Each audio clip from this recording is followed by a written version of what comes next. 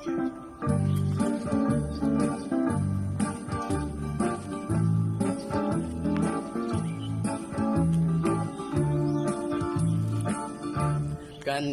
adto sa among panahon, mga bata, lingaw yung tanawon, may naglitik, may nagsumoy-sumoy, ug ang uban gadulag lutang.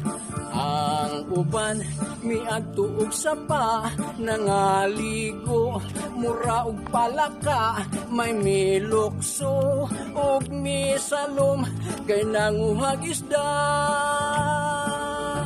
Kani adto ang mga bata, kun bulanon nagadula-dula, patintiro ug bulan-bulan maoy ampay sa mga bata.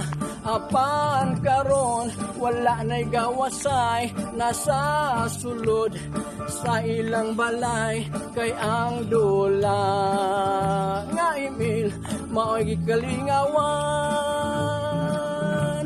Sa karon nga mga panahon, ubang bata arang kabadlungon, di masugo kun imong sugoon, kay sige og tutok sa silpon.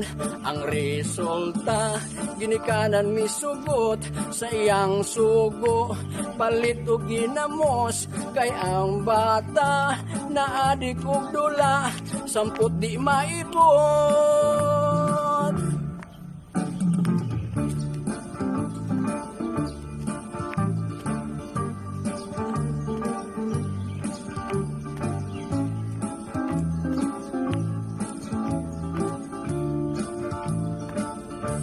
Kani adto ang mga bata, kun bulanon nagadula-dula, patintiro ug bulan-bulan maoy ampay sa mga bata. Apan karon wala na'y gawasay, nasa sulod sa ilang balay, kay ang dula nga imil maoy gikalingawan. Apan karon wala na'y gawasay, nasa sulod sa ilang balay, kay ang dula nga imil maoy gikalingawan.